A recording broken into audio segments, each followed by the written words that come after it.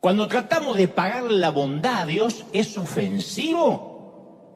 Dios ama al dador alegre porque Él es un dador alegre. Cuando Él te da la gracia, te la da con alegría. Y si nosotros somos malos y nos gozamos regalando, ¿cuánto más se alegra Dios? Si nosotros como humanos nos ofendemos cuando creemos que un regalo es un intento de soborno, ¿cuánto más Dios se ofende cuando nosotros decimos, está bien, ok, te agradezco por la gracia, pero yo tengo que hacer algo para pagarlo?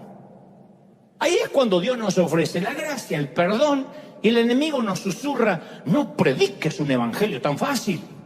Esta semana no solo el enemigo, muchos me llamaron para decirme lo mismo. Claro, porque es más fácil siempre manipular el evangelio complicado, ¿no? Ser santo requiere un régimen religioso que implica venir a la iglesia todas las semanas, no faltar ninguna actividad, seguir todas las reglas. Eso define a los buenos cristianos en teoría. Y tenemos infinitos debates sobre lo que se puede y lo que no se puede, y evaluamos el comportamiento de otros como si nuestro don espiritual fuera juzgar la madurez ajena. Y andamos con el pecadómetro midiendo, este pecado es chiquito, este pecado es grande. Entonces, ustedes dirán, entonces, ¿cuál es la obra que Dios quiere que hagamos? ¿Qué desea de nosotros? Lo creas o no, Él solo quiere que creamos, que tengamos fe de que es así. Alguien tiene que decir, yo creo en Él, ¿sí o no? Ahora tengo base bíblica. Juan 6:29 dice, la obra que Dios quiere que hagas es esta, que creas en el que Él ha enviado. Que creas. Alguien dice, somos salvos por obra, sí, la obra que Él quiere que hagas es que creas. Yo sé que alguien está diciendo, qué alivio. Me estás diciendo que es posible entrar al cielo sin tener que hacer nada, sin buenas obras. La respuesta es no. Las buenas obras son una exigencia. Mirá cómo le cambia la cara. Entonces alguien más se pregunta, ok.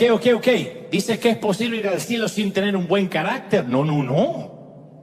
Un inequívoco no. También se requiere un buen carácter. Para entrar al cielo, a saber, uno debe tener mínimo, para empezar. Buenas obras, buen carácter, pero, Houston, tenemos un problema. Todos carecemos de ambas cosas. Básicamente, nos creemos buenas personas, nos creemos decentes, pero eso no alcanza para ir al cielo. La Biblia no dice que los decentes verán a Dios. La Biblia dice sin santidad. ¿Se acuerdan? Sin santidad nadie puede ver al Señor. Hebreos 12:14. Entonces no alcanza a ser decente. Sin santidad. Él quiere santidad para ver al Señor. Entonces uno puede pagar los impuestos, venir a la iglesia, leer la Biblia, nunca ver los Simpsons, besar a la suegra. Pero sin Cristo no somos santos. Nada de lo que hagamos califica como santidad. Por eso a mí a veces me asombra decir, esta iglesia o nosotros vivimos en santidad. Las Escrituras describen cualquier intento de autosalvación o legalismo en términos repulsivos. Isaías 64:6 dice que nuestras justicias son como trapos de inmundicia, refiriéndose a las toallas higiénicas femeninas. Pablo en Filipenses 3:8 dice, equipara nuestras credenciales religiosas con estiércol. Él dice, todo lo que tengo es basura, estiércol. Entonces, ¿cómo hacemos para entrar al cielo? Porque me miran medio desesperado a esta altura. Solamente creyendo, aceptando la obra ya hecha de Jesús en la cruz. ¿Qué tengo que hacer? Aceptar de que Jesús murió por ti porque Dios te amaba antes, de tal manera te amó que envió a su Hijo. ¿Alguien tiene que celebrar más que eso, sí o no? Luego dice, el que crea y sea bautizado será salvo, mas el que no crea será condenado. Marcos 16:16. Claro, es creer el asunto. Tan simple. Sí. En la película El último emperador, el niño de corta edad que es ungido como el último emperador de China, lleva una vida de lujos, de 1000 sirvientes que corren de un sitio a otro para atenderlo, y su hermano le pregunta en un momento del film, le dice: ¿qué sucede, emperador, cuando haces algo malo? Y él dice: cuando hago algo malo castigan a otro. Y para demostrar al niño emperador su teoría, rompe un jarrón y entonces de inmediato golpean a uno de sus sirvientes. Bueno, en la teología cristiana Jesús invirtió esa antigua pauta. Cuando erraron los sirvientes, fue castigado el rey. La gracia no te cuesta nada, únicamente porque el que la dio, dio la sangre. Quien nos la dio, pagó con su propia vida. La gracia no es gratis, la gracia es invaluable, no la podríamos pagar. Es una gracia escandalosa, es una gracia implacable, no la podríamos pagar nunca. Y uno lo único que tiene que hacer es creer. Entonces el ladrón de la cruz solo creyó y rogó. ¿Se acuerdan en Lucas 23:42? Señor, acuérdate de mí cuando vengas en tu reino. ¿Y qué le promete el Salvador? Te aseguro que hoy estarás conmigo en el paraíso. El ladrón casi era un argentino, se cree teológicamente. ¿Cómo un tipo así va a poder ir al paraíso? ¿Cómo un alma manchada por el pecado puede ir al cielo? ¿Cómo podía ser salvo un pecador? Yo me imagino que los que estaban debajo estaban atónitos, y si había algún fariseo ahí, no entendía nada de lo que ocurrió en lo alto de las cruces del Gólgota. Pero sucedió que los pecados del ladrón salieron de él y fueron a Jesús. Cada pensamiento malo, cada obra vil, sus maldiciones, sus robos, su codicia, su lujuria, todo eso ahora lo cubría Cristo Jesús. Y al mismo instante la pureza de Jesús cubrió al ladrón. Y así como el Padre vistió al pródigo, Cristo vistió al ladrón. Y el que no tenía pecado llegó a ser lleno de pecado. Y el que estaba lleno de pecado llegó a ser sin pecado. Hubo un intercambio, fue el intercambio más excepcional de la historia. Pablo lo explica de esta manera en Gálatas 3:13, dice: Cristo nos libró de la maldición de la ley y Él fue hecho objeto de maldición por causa nuestra. ¿No es maravilloso, gente? Segunda de Corintios 5:19 añade: el que no conoció pecado, por nosotros se hizo pecado, para que nosotros fuésemos hechos justicia de Dios en Él. Entonces, nos dieron un expediente perfecto, el de Jesús, y Jesús se quedó con el nuestro imperfecto. ¿Y qué hizo con nuestro calamitoso historial de vida? Porque tú estás diciendo: ¿y qué habrá hecho con mis pecados? Uno sabe que Jesús los tira al fondo del mar, pero uno siempre tiene miedo que haya hermanos que tengan ministerio de buceo.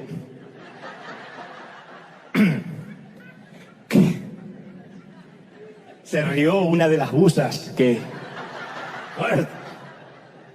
Colosenses 2:14 dice: ¿qué hizo con nuestros pecados? Escuchá esto, yo podría vivir con este versículo el resto de mi vida. Anuló Jesús el acta de los decretos que había contra nosotros, que nos era contrario, quitándola del medio y clavándola en la cruz. Alguien tiene que celebrar más que eso, gente. ¡Aleluya!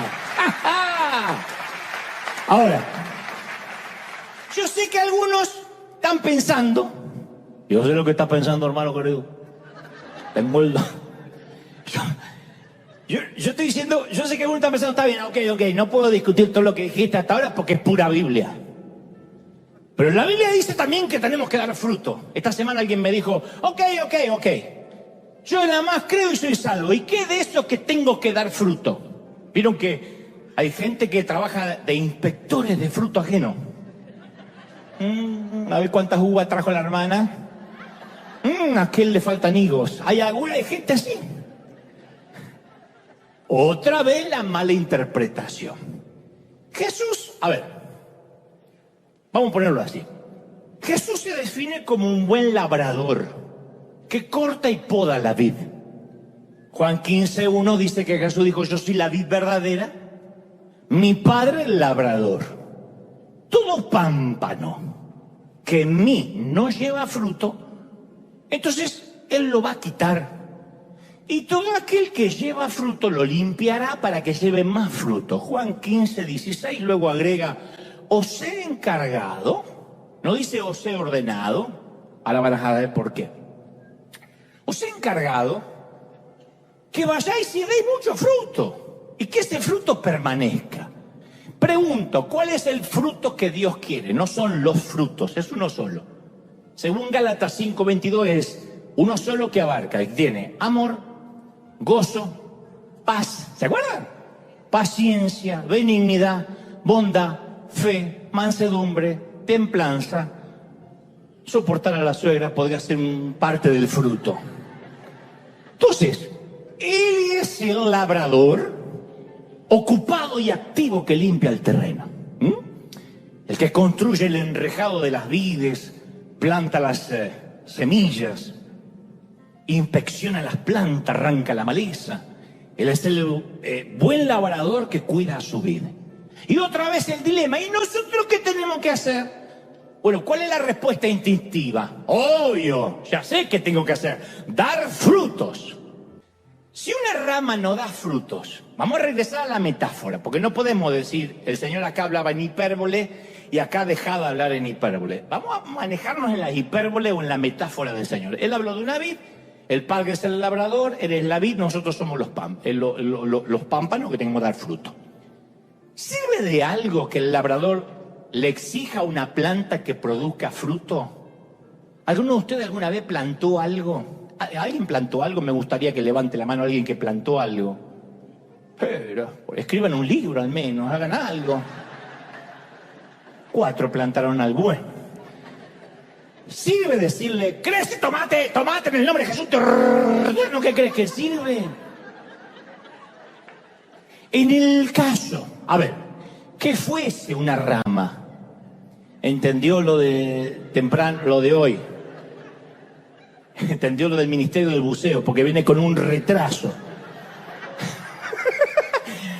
Escucha, ¿sirve que digamos, la rama diga, voy a producir fruto porque he decidido producir fruto? ¿Sirve que digamos, voy a hacer fuerza hasta que me salga una uva? Que me tiene que salir una uva, ¿sirve? Aunque lo intentemos y apretemos la quijada, no vamos a producir una uva. Pero la religión nos enseña, no, ahora que eres salvo está bien, no puedes pagar por la salvación, pero da fruto. Nos enseña que hay que intentar dar fruto. Entonces uno que dice, ahora que soy creyente voy a intentar ser paciente. Señor Jesús, dame paciencia ahora. Uno quiere ser paciente. No va a ser paciente.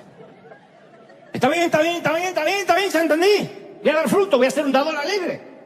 Alcánceme ese estúpido sobre para ofrendar y llevar el dinero a la maldita alcancía. No funciona así. Quiero que me salga una uva, No te va a salir otra cosa, no una uva. Ok, voy a perdonar a este ser despreciable para dar fruto. No se puede dar fruto a la fuerza. Por eso a veces los religiosos que intentan tener frutos de santidad terminan mostrando su verdadera esencia. Porque se creen camareros del reino porque lograron caminar en 2 patas. Le muestras un pequeño ratón y demuestran que siguen siendo gatos. Apenas parece un ratón le sale el gato de adentro porque no se puede tener frutos con fuerza. Eso jamás falla. Todo religioso que merodea en las redes comienza con un Dios te bendiga o, en mi humilde opinión, yo lo que hago es mostrarle un ratón. Le muestro un ratón y ya sale el insulto a flor de labio y me mandan al infierno. Porque eso es lo que eran gatos. Por eso en ninguna parte nos dice Jesús que vayamos y nos ordena dar fruto. En ninguna parte no. Dios nos ordena producir fruto. En ninguna parte, búsquenlo. Yo ya lo hice. Búsquenlo aún los que tienen menos Biblia que una mezquita. Búsquenlo de verdad. Yo ya lo busqué, no dice, vayan y tengan frutos. ¿Buscan en la palabra, sí o no? Yo estuve en una iglesia donde alguien me dijo, yo creo en esa palabra del Señor que dice, yo no me doy por vencido. Luis Fonsi, 3:16.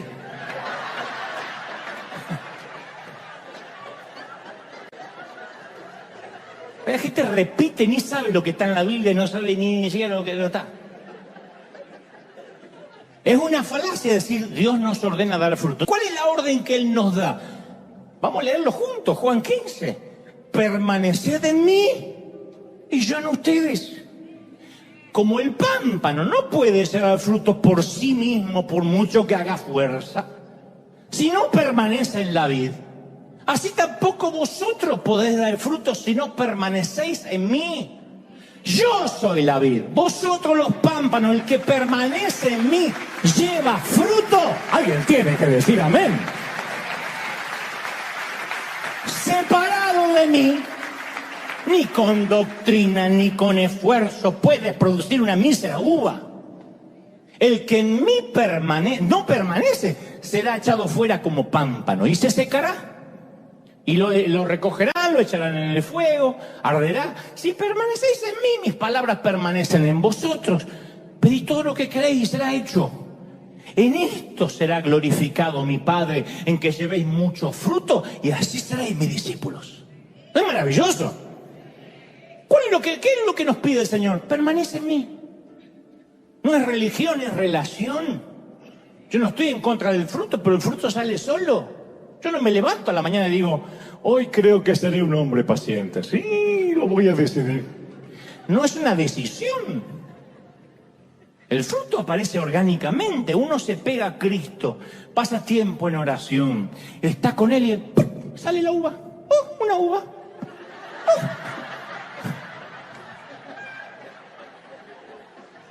Otra. ¡Oh! Aparece. Viene alguien que te maltrata, te insulta y te sale una bendición porque la uva sale sola. No tienes que hacer fuerza, que tengo que hacer en la doctrina y que dice Dios cómo tengo que contestar, no me tengo que vengar. No es ley. El fruto sale solo. Ahora, separado de Dios no podemos dar ningún fruto. No podemos. Separado de Dios no se puede tener vida espiritual. ¿Sí o no? Mira, Jesús era un maestro, era un rabino, ¿no? Y en la cultura rabínica, cada maestro tenía un yugo de enseñanza. O sea, su yugo eran las instrucciones, el contenido, el mensaje, a veces penitencias. Muchos rabinos ponían yugos de enseñanza sobre las personas que eran imposibles, legalistas. Como cuando íbamos al colegio, a la escuela secundaria, high school, y teníamos un profesor o una profesora que te daba mucha tarea. Había uno siempre que te daba un montón de tarea, te arruinaba el viernes, el fin de semana, te tomaba examen, porque tenía como una fijación de que aprendiéramos a fuerza de yugo. Y después estaba el otro, el nice. ¿Estudiamos? El que decía, este me encanta, porque enseña. Había unos que eran vagos. Pero había otros que enseñaban tan didácticamente que decían, no sirve que hagan la tarea si no razonan. Que entendían que la educación no era meter información, sino sacar lo que hay adentro. Bueno, estos tipos tenían yugos que apartaban a las personas de Dios en lugar de atraerlas. Oprimían, agotaban a las personas. Y Jesús un día a la multitud en Marcos 11:28 dice, vengan a mí todos los que están cansados y agobiados. ¿Quién de nosotros no iríamos? Y dice, y yo les voy a dar descanso. Carguen mi yugo y aprendan de mí, que soy apacible, que soy humilde de corazón. Y van a encontrar descanso para el alma. Yo pregunto, ¿hay alguien que tiene el alma cansada? Había una canción que decía, alma cansada, no desesperes, espera en Dios. Algún día voy a sacar un disco para que los fanáticos tengan. Y agrega, porque mi yugo es suave, mi carga es liviana. Esto es exasperante para un religioso. No, ¿cómo que es tan fácil el evangelio? Sí, mi yugo es fácil, mi carga es liviana. Entonces la enseñanza de Jesús estaba en las antípodas, era la antítesis de los rabinos religiosos de la época, porque no ofrecía una serie de reglamentos, de rituales. Él ofrecía gracia implacable. Les ofrecía estar conectados a la vid. Conéctense conmigo y ya está. ¿Y qué más? Y ya está. Y la trampa no hay. A veces el activismo, el querer hacer, es un gran disfraz para la falta de vida. Claro que sí. Las iglesias pueden llegar a ser, lo dijo el Señor, ataúdes elegantes. Una iglesia llena de actividades a veces es el mejor escondite para los muertos. Y tener relación con Cristo, no, pero estoy de lunes a viernes tocando la música. Y conoces al Señor, estás conectado a la vid. Y no, hace mucho que no siento nada, pero no sabés cómo sirvo, yo soy el que recibe a la gente en la puerta. ¿De verdad? Mucha actividad no produce cambio de vida. Da la impresión de que suceden cosas, de que hubiera vida. Pero el Señor dice, no, nada de eso sirve. Tienes que creer y permanecer conectado a mí todo el tiempo. No 2 horas a la semana, todo el tiempo. ¿Eso significa que nunca más vamos a volver a perseguir ratones? ¿Que la vieja naturaleza nunca va a asomar su horrible cabeza? ¿Significa que siempre vamos a estar en condiciones de resistir la tentación? Para contestarte esta pregunta hay que regresar a la nursery, hay que regresar a la sala de partos.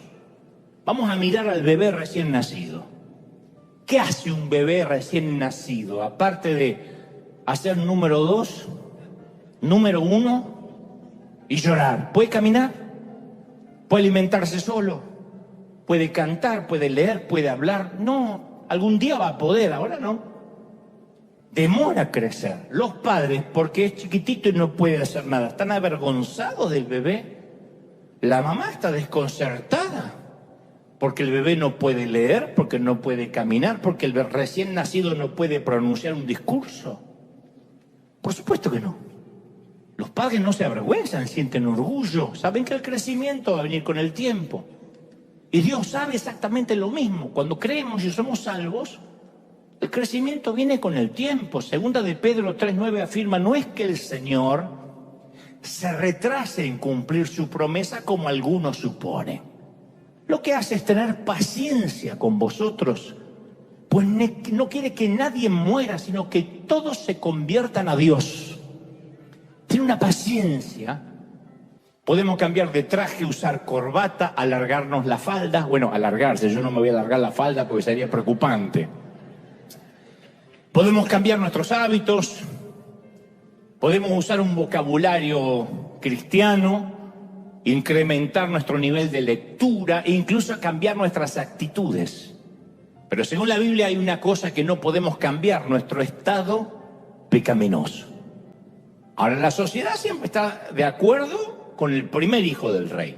Nos dicen que si cambiamos el exterior, el interior va a cambiar de manera orgánica, inherente, ¿no? Darle la educación, la preparación, los hábitos correctos, adecuada disciplina, y esa persona va a cambiar. Eso nos dicen. Y caramba que lo vivimos intentando. Nos compramos ropa de marca, buscamos grupos, grados académicos, premios, hazañas, se lo decimos a nuestros hijos, tienes que hacer algo importante con tu vida. Se lo decimos a los miembros de la congregación, vengan a la iglesia para tener una buena vida o una vida exitosa. Pero quitemos la capa externa, saquemos las costumbres, removamos el maquillaje y debajo va a aparecer nuestra verdadera naturaleza. Un corazón egoísta, orgulloso, pecador. Que alguien libere los ratones y verás lo que hacemos. Nadie mejor que Pablo, el apóstol, para describir esto. En Romanos 7:18 él dice, porque yo sé que en mí, dijo Pablo, esto que causó tanta controversia teológica porque se viene debatiendo, pero ¿qué quiso decir Pablo? Pablo lo dice de una manera sencilla. Pablo dice, es decir, en mi naturaleza de hombre pecador no hay nada bueno, dice él. Porque aunque tengo el deseo, las ganas de hacer las cosas bien, no soy capaz de hacerlo. No hago el bien que quiero hacer, dice Pablo, sino el mal que no quiero hacer.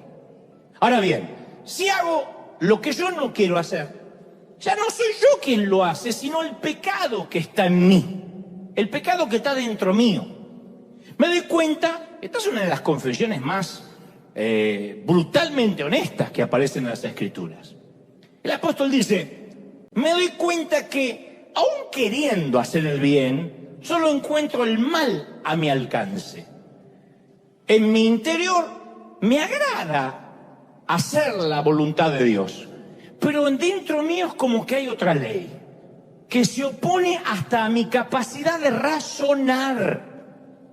Es la ley del pecado que está en mí y que me tiene preso. Esto no lo dice un loquito, un recién convertido, lo dice el apóstol Pablo, un prócer. Luego culmina y dice, desdichado de mí, ¿quién me va a librar del poder de la muerte que está dentro de mi cuerpo? Esto explica, o esto aparece en las Escrituras para demostrarnos que no importa lo que hagamos, con cuánto empeño lo intentemos, siempre seguimos pecando de alguna u otra forma contra Dios. Pónganos ropa, enséñenos a caminar en nuestras patas traseras, llévenos ante la misma presencia del Rey, pero dejen que unos pocos ratones se crucen en nuestro camino y ¡pum! El verdadero yo sale a la superficie. Y yo sé que me están mirando como diciendo, este mensaje no es para mí, ya sabía que no era el día, esto los del otro servicio. ¿Pero qué hacemos? Mentimos, exageramos, codiciamos, celamos, demandamos, chismeamos. Menos mal que acá no hay de eso, pero chismeamos. Nos desahogamos en familia, murmuramos, envidiamos, insultamos. Y el animal que tenemos dentro toma control de nosotros. Entonces, cambiar la ropa no transforma al hombre y a la mujer. La doctrina externa nunca puede alterar lo interno. Nuevos hábitos no hacen nueva al alma. Entonces, si alguien quiere cambiar de verdad, el Señor dijo, tiene que nacer de nuevo. Y ahí vamos. Este es el punto, chato, diría el apóstol Cantinflas. Esta frase de nacer de nuevo la usó Jesús cuando hablaba con un tal Nicodemo. Nicodemo era un tipo decente. Fariseo, gobernante religioso, miembro del Sanedrín, tomaba las decisiones más importantes de Jerusalén. Y él también pensaba lo que la mayoría de las iglesias piensa hoy, que si uno cambia lo externo, inherentemente cambia lo de adentro, como que orgánicamente cambia lo de adentro. Y Nicodemo, como Pablo, también quería hacer lo bueno, no era un mal tipo. Él creía que una buena doctrina haría de un gato un camarero. Pero Jesús le dice en Juan 3:3, dice, te aseguro que el que no nace de nuevo no puede ver el reino de Dios. Directamente no lo va a ver si no nace de nuevo. Y Nicodemo no pregunta, ¿y por qué? Sino que pregunta, ¿y cómo? ¿Cómo uno nace de nuevo? Y aquí el gran secreto que incomoda la teología de muchos, inclusive me la incomodó a mí durante mucho tiempo. Cuando nacimos por primera vez, vuelvo a preguntar lo que pregunté creo que el domingo pasado. ¿Qué hicimos para nacer?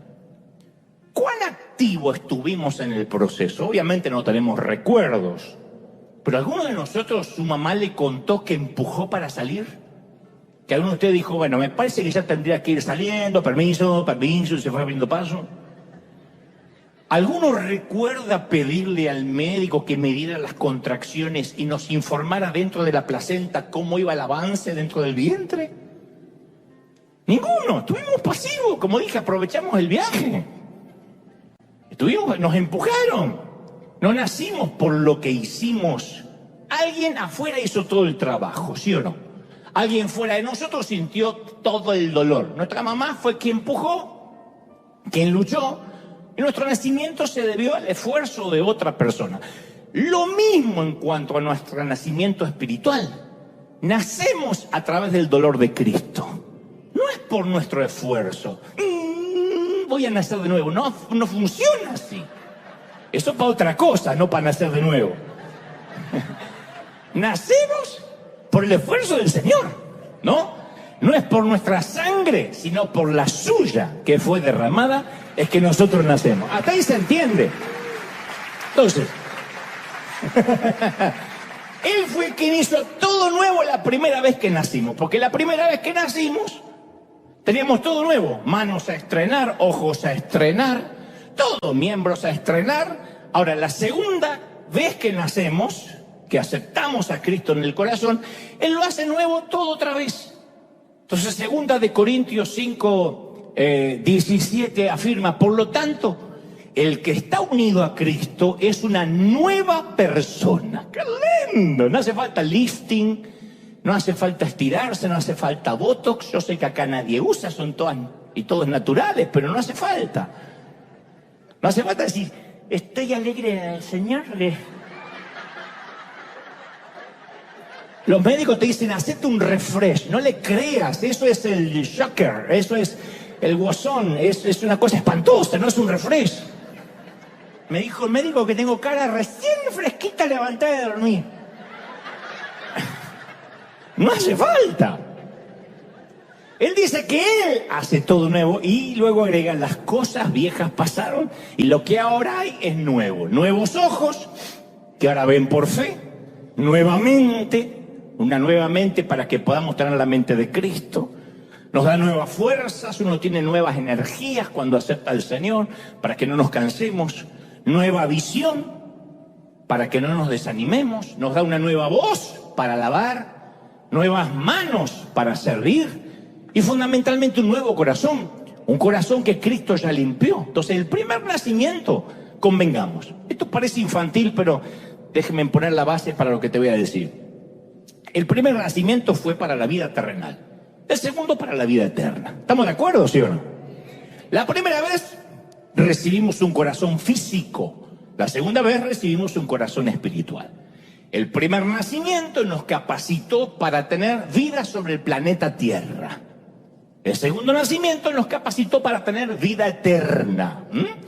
Y para que no queden dudas de cómo nacer de nuevo, a Nicodemo, el Señor le da un ejemplo. Dice, le hace recordar cuando Moisés levantó la serpiente en el desierto. En Juan 3:14 está la historia, dice, así como Moisés levantó la serpiente en el desierto, le dice Jesús a Nicodemo, ¿no? Así también el Hijo del Hombre tiene que ser levantado. Te dicen, ¿y por qué habla de serpiente? ¿De qué habla? Bueno, para hacerte la historia corta, cuando el pueblo de Israel, que salía de la esclavitud de Egipto rumbo a la tierra prometida, fue picado por muchas serpientes que llegaron al desierto donde ellos estaban acampando a causa de su desobediencia, Dios le dice a Moisés que hiciera una serpiente de bronce, la pusiera en un palo y le dijera a las personas mordidas que la miraran y serían sanadas.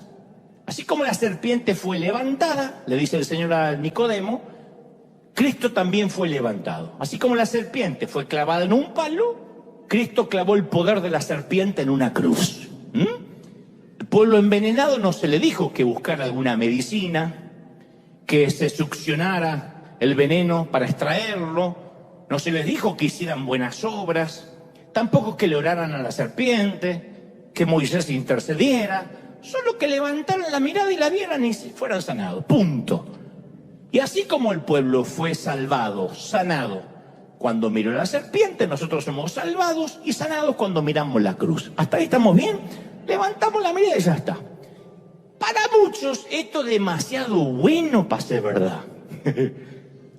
Solemos creer que está bien, Dios nos salvó por gracia, pero siempre estamos como buscando la letra pequeña del contrato, no puede ser tan fácil. Mi mamá solía decir, cuando la ofrenda es grande, hasta el santo desconfía. ¿No? Cuando una ofrenda llega grande, la Virgen o el santo dice, ¿qué pasó, hermano? ¿Eres narco o qué? Es así. Porque nosotros nos acostumbramos a que detrás de cada gran oferta siempre se esconde una trampa. Y es así. Detrás de cada oferta humana siempre hay una trampa. Nadie te regala nada. Hay gente que dice, pero en internet hay muchas cosas gratis. Si es gratis en internet es porque tú eres el producto. Pero no es nada gratis. El banco, después de todo, nos presta dinero si podemos demostrar que no lo necesitamos. Si uno va al banco y demuestra que no necesita dinero, te prestan dinero. Entonces tenemos que tener suficiente dinero para respaldar el préstamo. Entonces, ¿para qué cuerno necesitamos un préstamo? Tráigame pruebas de que usted tiene mucho dinero para que le podamos prestar. Entonces, ¿para qué voy a pedir un préstamo?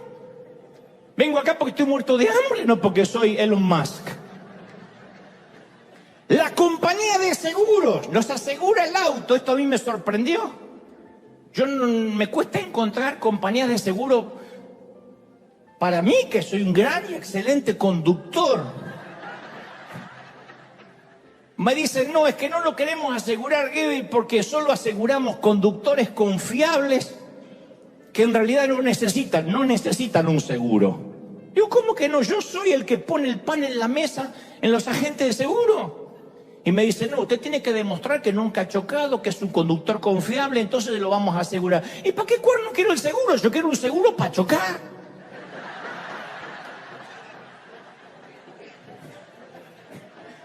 Para bajar y decir al chinito, ¿tengo seguro? Y el seguro médico nos da cobertura siempre y cuando demostremos que tenemos buena salud. Si tienes una enfermedad preexistente, no te aseguran. Tienes que demostrar que gozas de buena salud.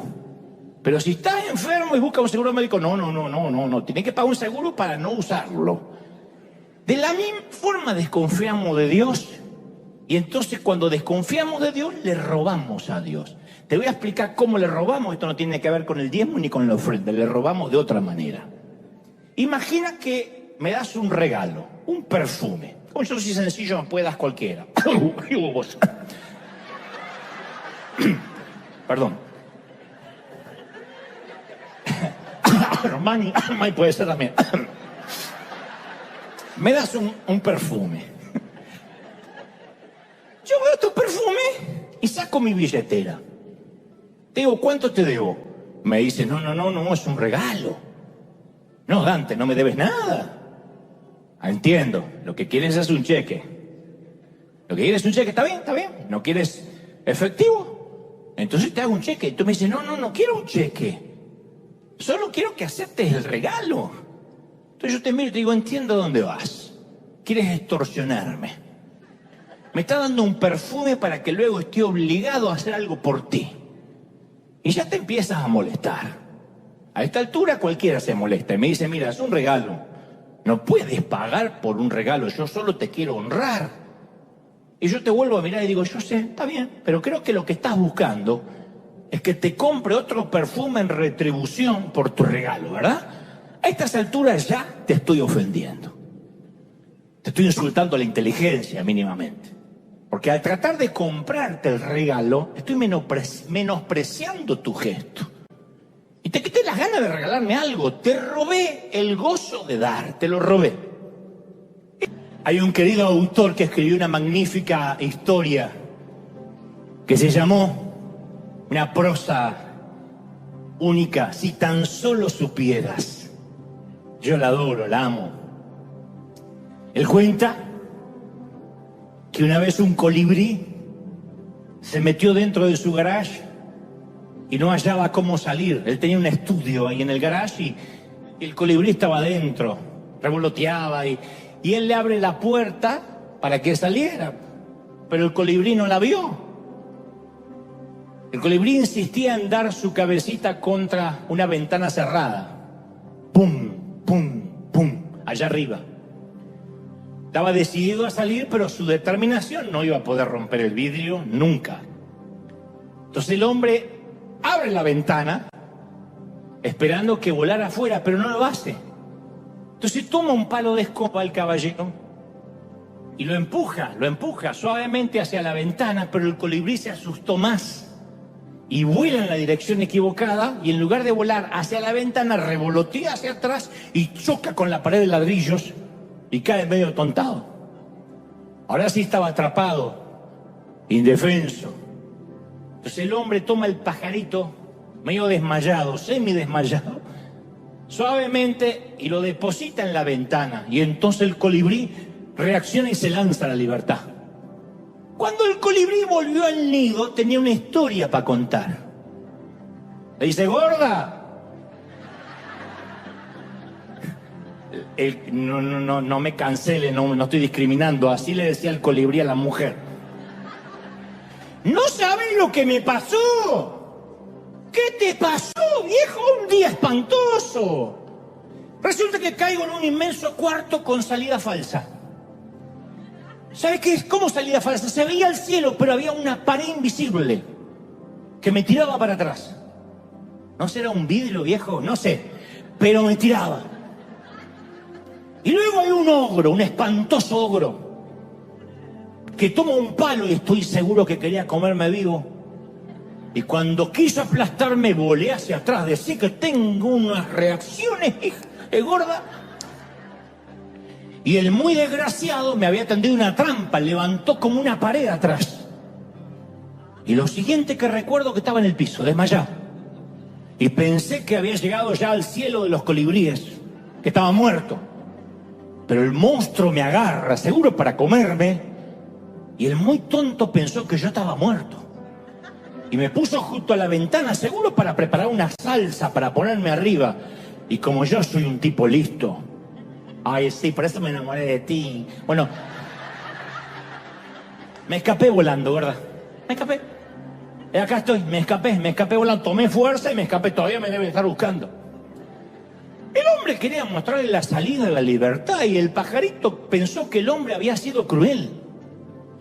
Y el hombre dice, si al menos supieras, colibrí, que te quería ayudar, que estaba de tu lado. Si solamente hubieras entendido que ese palo era para dirigirte hacia la salida. Y esta historia nos recuerda que a diario la ayuda que Dios nos ofrece suele ser mal interpretada y pensamos que nos está castigando y nos está haciendo daño y nos quejamos de ventanas cerradas y no vemos las amplias puertas que nos está abriendo.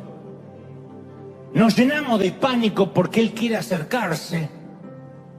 Tratamos de evitar ese palo que nos intenta guiar, evitamos los dedos que nos quieren liberar. Y Dios dice, si tan solo supieras. A mí me dice una y otra vez, dile a mi pueblo que lo amo, que no se imaginan cuánto los amo. Sin sermones, sin dedos señalando tu pasado, un llamado a creer, un llamado a confiar. Si solamente supieras, colibrí, que te vine a ayudar y no a condenar. Si solamente conocieras el regalo que te he traído, vida eterna. Si tan solo supieras que lo único que quiero es llevarte salvo al hogar. Pero seguimos preguntando, ok, ¿cuál es el truco? ¿Por qué ese palo? ¿Cuál es el truco? ¿Dónde está la trampa? Nada es gratis. Si solamente pudiéramos confiar. Confiar realmente cuando dice, yo sé los planes que tengo para vosotros. Planes para vuestro bienestar y no para vuestro mal. A fin de darte un futuro, dice Jeremías 29:11, lleno de esperanza, lleno de fe. Alguien tiene que celebrarlo, ¿sí o no? Si solamente pudiéramos aprender a confiar de Él. Entonces Él corta rama para que podamos dar fruto. Él escucha las oraciones de los ladrones. Y Él, tu Padre, me dijo que te dijera el siguiente mensaje. Es un recado. No sé si están listos para oírlo. Todo este mensaje fue, creo, lo que Dios ha puesto en mi corazón, pero particularmente quirúrgicamente palabra por palabra me dijo que te lo dijera. Es un telegrama colacionado de los de antes. Es una carta o documento que quiere que recibas. ¿Están listos para recibirlo, sí o no? Desde que te vine a ser, dice Dios, por primera vez supe que eras mío. Lo único que tienes que hacer es creer que te he salvado y que te he amado desde antes que nacieras. Solo tienes que permanecer conectado a mí. Pero te advierto que si no lo haces, si decides no creerme, si decides alejarte de mí, si abandonas la fe, si me maldices, si insistes en pecar, si decides hacer con tu vida lo que se te plazca, te aviso que te metiste con el padre equivocado. Debo advertirte que no voy ni estoy dispuesto a desperdiciar la sangre derramada de mi hijo, ni el precio que tuvo que pagar para que tú creyeras, fueras encontrado y traído de regreso a casa. Así que no me importa de qué manera, cómo y dónde te ocultas. En lo alto, en lo profundo, en la tierra, debajo de la tierra, en el cielo, detrás de cualquier cosa creada. Poseo un conjunto de habilidades muy particulares y tengo siglos de experiencia en encontrar a gente como tú. Y también quiero que sepas que si te empeñas en desaparecer de mi presencia, daré inicio en el cielo a una búsqueda implacable. Soy especialista en encontrar a mis monedas, a mis ovejas y a mis hijos perdidos. Y no estoy dispuesto a negociarlo ni a cambiar de opinión, así que escucha bien lo que te diré, porque solo te lo diré una vez. Juro por mí mismo, dice Dios, que iré por ti, te buscaré, te encontraré y te perdonaré. Creo que Dios es mucho, no creo, estoy confirmando que es mucho más paciente con nosotros que nosotros con nosotros mismos. Nosotros caemos y ya pensamos que nunca nacimos de nuevo. Tropezamos y decimos, bueno, es que nunca, me parece que yo nunca estuve convertido. Si tenemos los viejos deseos es porque no somos una nueva creación. Porque nos enseñaron eso.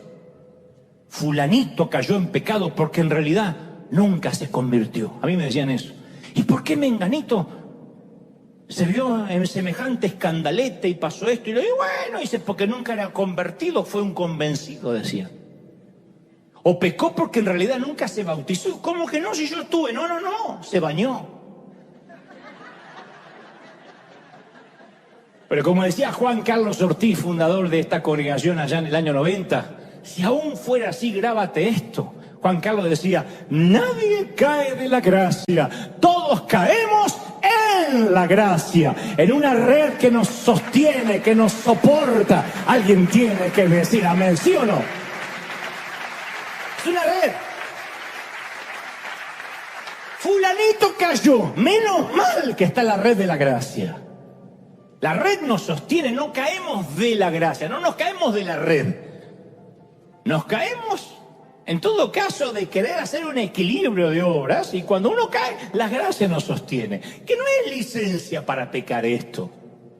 Es entender de que de tanto en tanto algún ratón se va a cruzar.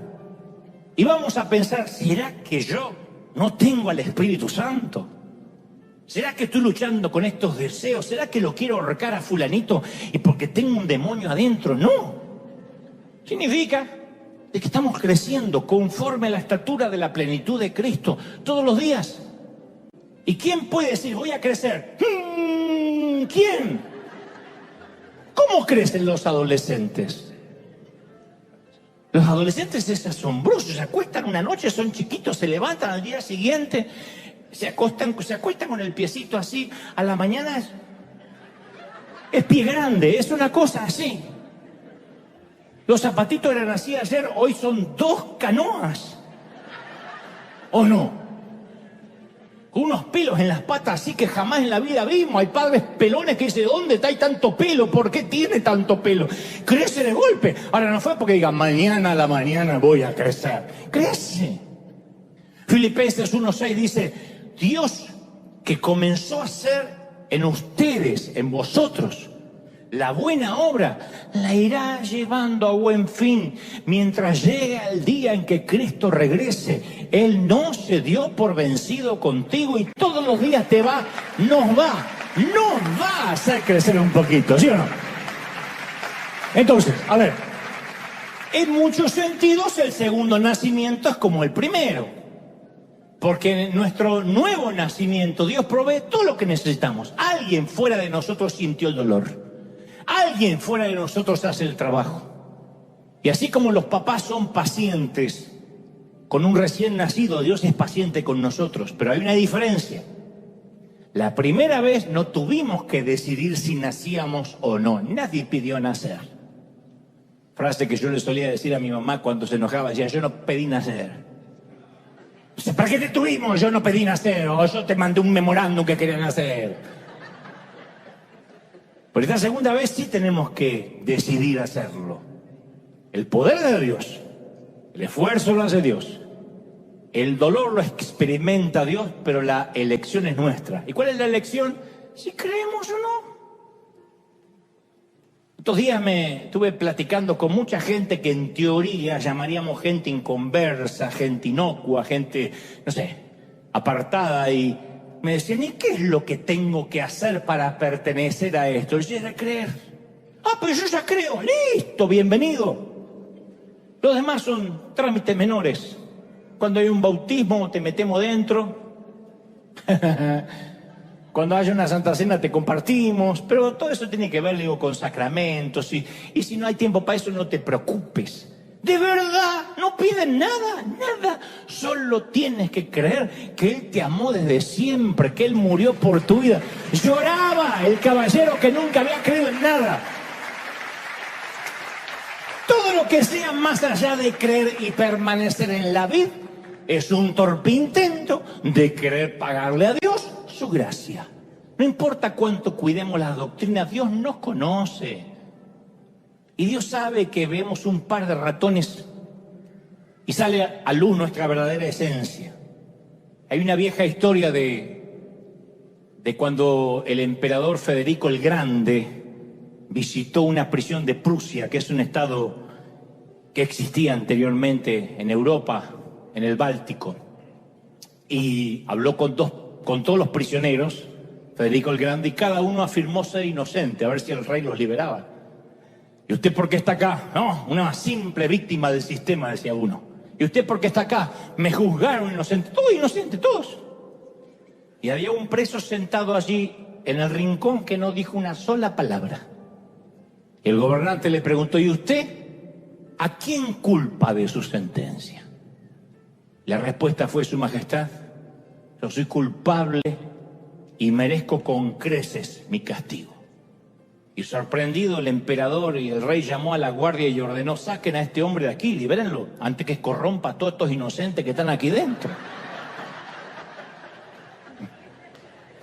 Entonces, el rey puede dejarnos libres solo cuando admitamos que nos hemos equivocado, creer y arrepentirse. No nos hacemos ningún favor justificando nuestros hechos, diciendo, bueno, el Señor me perdonó, pero yo estoy dando fruto ahora. Justificando que tenemos una mejor doctrina, disculpando nuestros pecados, hablando de errores en vez de pecados. No, cuando yo era un niño, yo me acuerdo que cuando yo era un niño había unas banditas adhesivas que se llaman curitas. Y yo pensé que eran mágicas. Porque no importa si me clavaba una astilla, si me abría la cabeza, yo le decía a mamá, poneme una curita. Y todo va a sanar para mañana. Me decía, ¿cómo te voy a poner una curita? Estás sangrando, hijo. Puntos en la cabeza necesitas. No, poneme una curita, decía yo. Y a veces actuamos así. Venimos a Cristo con nuestro pecado y todo lo que queremos es taparlo con buenas obras y sana doctrina. Y nos preguntamos si Dios va a sanar lo que ocultamos. Primera de Juan 1:8 afirma, si decimos que no tenemos pecado, nos engañamos a nosotros mismos y no hay verdad en nosotros, no somos auténticos. Podemos confiar en que Dios hará lo que es justo, sí, pero nos perdonará nuestros pecados y nos limpiará de toda maldad si lo confesamos. Entonces en la iglesia, no en esta iglesia, en todas las iglesias tenemos un gran problema. Tenemos no el problema del pecado, tenemos el problema de la falta de autenticidad, de simular de que no estamos pecando, de que no necesitamos confesar todos los días. El Señor ya murió por todos los pecados, lo que hay que hacer es confesarlos, confrontarlos, cubrirlos con la sangre. ¿Cómo va a curar Dios lo que negamos? ¿Cómo puede Dios tocar lo que ocultamos? ¿Cómo podemos tener comunión con Él, con la vid y dar frutos si guardamos secretos? Si no somos brutalmente honestos cuando vamos a orar. Eso es la comunión. Examíname, oh Dios, decía David. Escudriña mi corazón. Aún mira los pecados que me son ocultos. En otras palabras, capaz que hasta estoy pecando con ciertas cosas y no me doy cuenta. Hasta de eso me podrías ayudar a liberarme. Caramba, eso es un corazón conforme al de Dios. Porque moralmente David deja mucho que desear, el rey David. Timador, estafador, asesino, autor intelectual de un crimen al menos, adúltero, fornicario. No sé por qué Dios diría, este es un hombre conforme a mi corazón. Porque vivía conectado, aun cuando pecaba. Decía, ay Señor, no quites de mí tu presencia. Vivía en comunión. No tenía una moral más alta que el resto. Sus soldados tenían más moral. El soldadito al que mandó matar tenía más dignidad y moral que él. ¿Pero qué le faltaba posiblemente al soldadito? El que David estaba conectado con Dios. Y apenas un profeta lo confronta, se quiebra. Eso es el fruto verdadero, no intentarlo con fuerza. ¿Cómo Dios va a concedernos el perdón cuando no admitimos nuestra culpabilidad? ¿Cómo Dios puede darnos gracia si queremos pagarla? La iglesia tiene un problema con la gracia, la queremos pagar. Y a mí me escriben y me dicen, déjale predicar un evangelio barato. No, hombre, el evangelio barato lo predican ustedes diciéndole a la gente que lo tiene que pagar.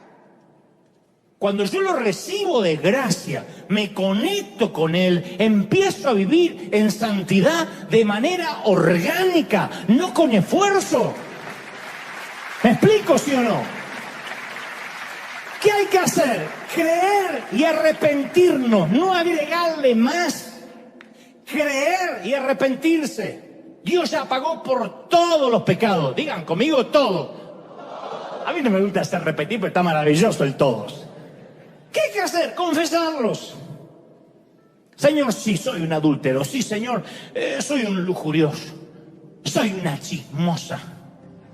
Me encanta estar en las filas hablando de todo el mundo. No acá en la fila del mercado, quién sabe dónde.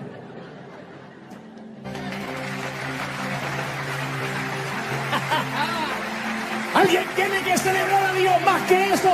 Dale un aplauso grande al Rey de Reyes. Dale un aplauso grande al Rey. El Rey está en la casa hoy. Alguien tiene que celebrar por esa gracia implacable, gente. ¡Aleluya! ¡Bendito eres! ¡Sí! No, celebra el Rey. El Rey ha hablado esta mañana. ¡Bendito eres! Y solo tienes que creer. Solo tienes que creer. ¿Tú crees de verdad? El Señor se ha empecinado contigo. Y Él me dijo esto, que eres el objeto de una búsqueda implacable. No te dejará. No te abandonará. Somos infieles, Él es fiel. Fracasamos, la gracia está allí para sostenernos. Él no va a dejar que fracasemos. Él no va a dejar que terminemos el año mal.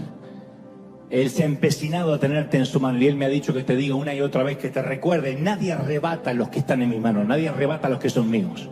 Esto es una guerra de Boca River, del Barça y el Real Madrid, de Dios y el diablo, de México y Argentina, donde a veces gana uno y a veces el otro. No, es Dios que nos dio la victoria, que dice: yo he muerto para darte vida eterna. ¿Lo creemos de verdad, sí o no?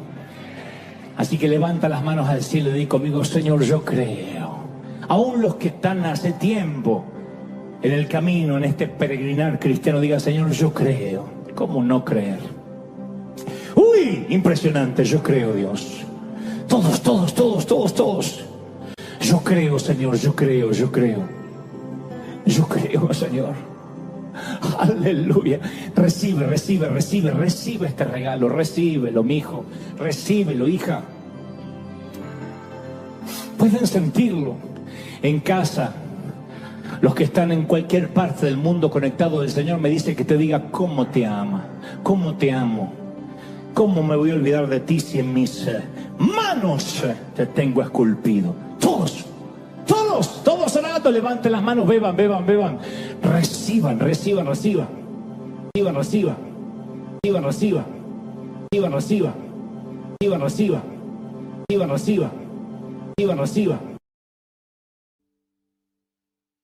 ¿Qué es el resentimiento? Es el enojo que se mantiene y se multiplica con el tiempo. Enojarnos podemos enojar todos. La ira no deja de ser un sentimiento noble. De otro modo, las Escrituras no dirían: airaos, pero no pequéis, que la ira no te lleve a pecar. Pero el enojo, vaya que es noble, porque el enojo, como la risa, como la alegría, como la felicidad, como el llanto, permiten catalizar emociones. Uno puede enojarse contra el pecado, puede enojarse con el diablo, puede enojarse contra la corrupción, contra los delitos de lesa humanidad, puede enojarse contra los politiqueros baratos cuando vemos que las cosas se hacen mal, o te puede enojar la desobediencia. El hecho que el Señor también dice: no se ponga el sol sobre tu enojo. O sea que el enojo puede que sea una emoción pasajera. Nos enojamos en el tránsito, nos enojamos en una sala de espera, nos enojamos cuando nos cargan la gasolina incorrecta o cuando la cargamos incorrectamente, nos enojamos cuando no nos alcanza el dinero, nos enojamos cuando la suegra dice que se quedará unos días más. Pero si ese enojo permanece, puede que se multiplique y entonces se transforme en resentimiento. Cuando es un resentimiento no notamos que está, puesto que no es un sentimiento que sale a flote, sino que se oculta debajo de la superficie y es imposible encontrarlo con algún detector, ni de metales, ni de oro, ni mucho menos un detector de pecado. Navega en las profundidades de nuestra vida sin que nos demos cuenta. Entonces uno puede aparentar que está en paz, pero hay una furia de ira que está en el interior, que no se puede notar de manera fácil. Puede que demos la impresión de una figura serena, pero empieza a crecer ese sentimiento horrible, porque ahí está, escondido, reprimido, abriendo sus fauces subterráneas de veneno, que tarde o temprano va a infectar al resto de las relaciones. Infecta. Es un efecto colateral. Cuando uno está resentido, todo lo que toca empieza a ensuciarse o a envenenarse. No nos damos cuenta, pero nos volvemos de alguna forma personas tóxicas. La toxina que uno libera cuando uno tiene resentimiento, cuando uno tiene dolor, a lo mejor es inherente a nosotros, ni nos damos cuenta que la estamos liberando. Pero nuestros hijos empiezan a tener el mismo nivel de vida, nuestros amigos empiezan a saber que hablar con nosotros siempre es quedar con un sabor agridulce. Hay gente que al hablar te deja un sabor agridulce. No es una persona que te amarga del todo, pero tampoco que te deja una sensación de bienestar. Son personas que a lo mejor te visitan, se van de la sala de tu casa y te queda una sensación, esa es la palabra, nada describe mejor que lo agridulce. Estás feliz porque tu amigo, tu pariente estuvo allí, pero a la vez te queda una sensación de carga. Puede pasar con tus propios padres, puede pasar con alguno de tus hijos, que viene y te queda una sensación extraña, y no es porque no se te pueden contar los problemas. A mí me pueden contar un montón de problemas, pero cuando esos problemas vienen revestidos de resentimiento, uno puede notar un dolor que deja una toxina en la atmósfera, en el ambiente. Oí por allí una historia que en los tiempos donde la rabia no se podía curar, un hombre fue mordido justamente por un can, por un perro rabioso. Entonces los exámenes confirmaron que el hombre habría contraído rabia y no había cura para la rabia. Entonces le dijo el médico: mire, caballero, lamento decirle que usted ha contraído rabia y que mi sugerencia es que ponga sus cosas en orden lo más rápido posible. El hombre dice: no me puede desahuciar de manera tal. Y el médico dice: lo siento, pero tampoco sería una falacia que le dijera que se va a curar. Así que por favor ponga sus cosas en orden. Y el hombre de manera inmediata pide un bolígrafo y un papel y empieza a escribir frenéticamente. El médico, suponiendo que el paciente necesita su espacio, lo deja. Al rato regresa y dice: me agrada que empezó a escribir porque veo que empezó a trabajar en su testamento. Y el caballero dice, no, es la lista de personas que tengo planeado morder antes de morir.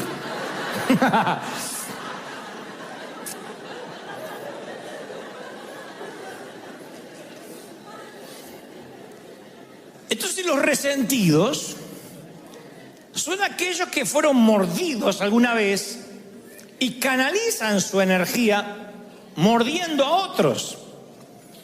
Y los transforma en personas permanentemente enojadas. En un enojo que no se va cuando se pone el sol, sino que permanece. Vino como un visitante, luego se quedó como un intruso y hoy es un huésped permanente, el enojo. Son los que se enojan por todo, por cualquier cosa. Por el calor, por el frío, por la montaña, por la nieve, por los autos, si hay tránsito, si no hay tránsito, todo. Porque todo lo que se le viene a su mano para hacer o se le pone enfrente termina siendo la gota que rebasa un vaso que ya viene lleno. Termina siendo el efecto residual de otras situaciones del pasado. Y dicen los médicos, porque yo siempre trato de asesorarme de no predicar algo que nada más tenga un contenido espiritual y que digan, bueno, eso es porque tú lo crees.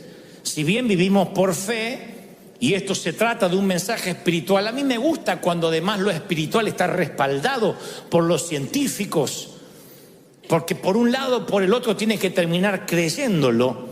Así que yo me pongo a ver por qué gente vive profundamente enojada y qué significa eso en su físico. Y entonces hablan de que cuando alguien vive con un enojo permanente, graba profundas líneas en sus rostros, que no son las arrugas de un buen vivir, son líneas de ceño fruncido. Cuando te ríes mucho, se te hacen acá, marcas acá como el Joker. Cuando te enojas mucho, se te hacen un montón de líneas acá. Y la trompa te sale como pato, como Lucas.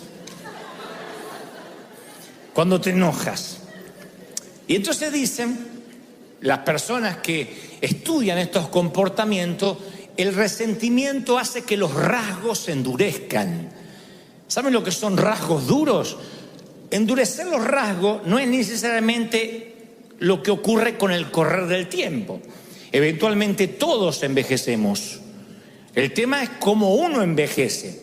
Los rasgos blandos son los rasgos que tiene un niño.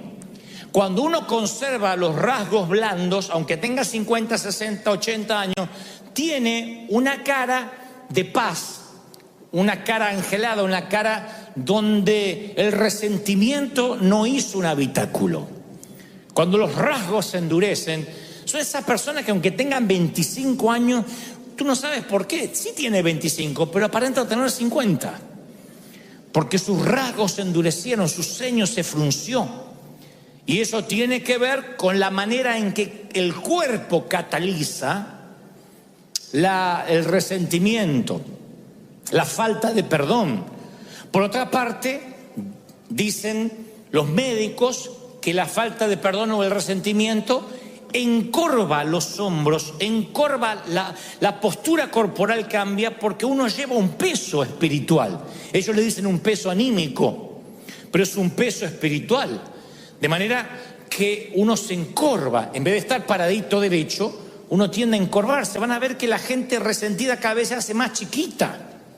Cuando yo doy estos síntomas, o los muestro, lo primero que se nos viene a la cabeza es ¿quién quiere tener un estilo de vida así? ¿Ah?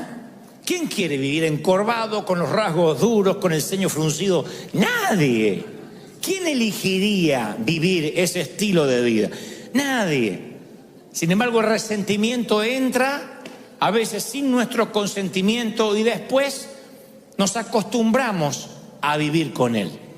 Si vas a buscar en la Biblia la palabra resentimiento, no está, no aparece en las concordancias. Es un término relativamente moderno, acuñado hace 2 siglos atrás. Porque cuando uno está resentido, sin querer, transmite esa atmósfera de resentimiento a los hijos y a los nietos, y si Dios lo permite, a los bisnietos.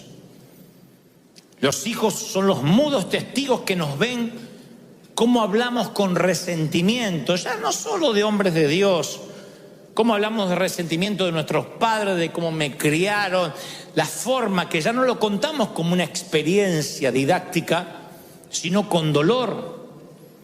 Y ellos heredan, recuérdense que más que heredan, son impartidos por esa maldición. Recuerden que la herencia es lo que uno le deja a alguien, pero la impartición es lo que uno deja en alguien. Y esa impartición que le damos a los hijos a diario puede ser bendición o maldición. Cuando estén ante una disyuntiva de la vida, nuestros hijos van a decir: ¿cómo hacía el viejo en mi lugar? ¿Qué hacía mamá ante una situación igual? Y si mamá reaccionaba llena de dolor, de resentimiento, esa hija va a ser otra resentida. Va a tratar al esposo como vio que la madre trataba a su padre. El hijo va a tratar a su mujer como vio que su padre trataba a su madre y viceversa. Es una cosa que empieza a repetirse de generación en generación. Es el poder del entorno. Yo puedo reprender maldiciones generacionales y decir: se corta aquí aquello de que si los padres comieron las uvas agrias, los hijos no heredarán la dentera. Lo creo. Yo no creo que porque tuviste un abuelo borracho o un papá divorciado vas a seguir el patrón generacional, vas a tomar la posta generacional. Yo creo que no. Dios hace todas las cosas nuevas, pero no puedo cambiar el poder del entorno. El entorno es lo que se respira en tu familia, lo que se habla. Si en tu casa, por mucho, no creo que porque tu abuelo era alcohólico vas a ser alcohólico y tus hijos lo van a hacer. Pero si en tu casa cualquier festejo amerita tomarse un tequila, y si estás triste te tomas un tequila, y si estás alegre te tomas un tequila, y para que la Santa Cena no te caiga mal te tomas un tequila, y si pierdes las Chivas te tomas un tequila, y si gana la América te ganas un tequila, se respira un ambiente de alcohol. Un entorno donde para celebrar o para echar fuera las penas no está Dios, está el alcohol. Yo no puedo ir contra, no hay anacondia que te libere del poder del entorno. El resentimiento es igual. Cuando en las mesas familiares se empieza a hablar de todo mundo, cuando los hijos aprenden que después del servicio la comida es para hablar de todo lo que estuvo mal y qué hizo el ujier y por qué lo hizo el otro y por qué la otra se cortó el pelo y fíjate la que se puso y aquella que está fajada y la cosa que se piensa que aquella gorda que le creció el trasero. Cuando todo eso lo hablas en la mesa, ese entorno genera críticos, genera gente que detesta la hipocresía, pero también detesta la iglesia. Lo generas. Es lo que David explícitamente hace con Salomón. Véngame. Quiero que vayas y le hagas tener una muerte indigna a Joab, porque yo me quiero ir tranquilo de que me vas a pagar. No me dan la fuerza para continuar con el resentimiento, así que te lo voy a heredar, te lo voy a impartir. Y el resentimiento es una criatura horrible, deformada, distorsiona la realidad. Nos mantiene encadenados al pasado. Junta un montón de ayeres y te perderás un montón de mañanas. ¿Quién quiere estar encadenado al pasado? Y yo soy muy cuidadoso cuando hablo de resentimiento y de perdón, porque estuve mucho de ese lado y escuché a muchos predicadores decir: tienes que perdonar, perdona si tienes el corazón del Señor. Y a veces las historias son tan retorcidas. A veces lo que le ha pasado a la gente es tan doloroso que hasta gritar desde aquí, perdona y se acabó, suena una subestimación a lo que te pasó. Como diciendo: ¿qué importa que te violaron sistemáticamente desde los 9 hasta los 15 años? Con el beneplácito de tu mamá que sabiendo no hacía nada. Bueno, es un detallito. Claro, la que le pasa dice: usted no sabe lo que está hablando. Como se ve que nunca le pasó, nunca le abusaron a un hijo mínimamente. Entonces yo respeto el dolor. Yo entiendo que lo que te pudo haber pasado es Una cosa espantosa que no quieres recordar. Ahora, justamente por eso, ¿mereces anclar tu vida a esos años oscuros? ¿Quién se merece eso? ¿Mereces que tu vida sea un parteaguas desde lo que te pasó en adelante y que a partir de ahí nunca más vuelvas a ser feliz? Por mucho que odies a ese abusador, a ese ex esposo, a ese ex jefe, a los padres que te abandonaron, al padrastro, por mucho que tengas resentimiento, ¿mereces vivir anclado en el pasado? Nadie lo merece. Ni tú ni yo nos merecemos eso. Porque tarde o temprano, ojalá la amargura quedara en nosotros. Pero tarde o temprano la empezamos a impartir sin darnos cuenta. La amargura y el resentimiento se describen a través de muchas palabras ilustrativas, pero la más perdurable es la que encontramos en Hebreos 12:15. El escritor a los hebreos dice: mirad, no sea que alguno deje de alcanzar la gracia de Dios. Pregunto lo que pregunté esta mañana. ¿Habrá alguien aquí que ose decir que no necesita el perdón de Dios hoy? ¿Habrá alguien que diga, no, es que yo vivo puro, la verdad es que no sé ni para qué murió Cristo por mí, porque yo soy tan santo e impoluto? ¿Habrá alguien que diga, yo no peco, hoy no pequé, mis pensamientos son puros? Yo creo que todos necesitamos un regaderazo de gracia a diario. Todos, nos incluye a todo mundo. Y fíjense qué peligroso lo que escribe el escritor a los hebreos, que dice: no sea que alguno no alcance la gracia, no sea que alguno no sea perdonado. Y uno dice, a ver, ¿qué va a decir? ¿Qué es lo que no tiene perdón? Bueno, dormirse en un sermón de Dante, podría no tener perdón.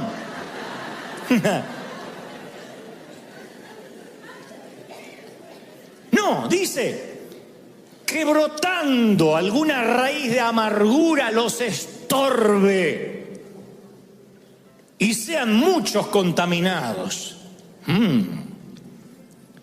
Para que una raíz de amargura brote, la amargura tiene que estar subterránea, si no, no brota. Para que algo brote tiene que estar abajo sembrado.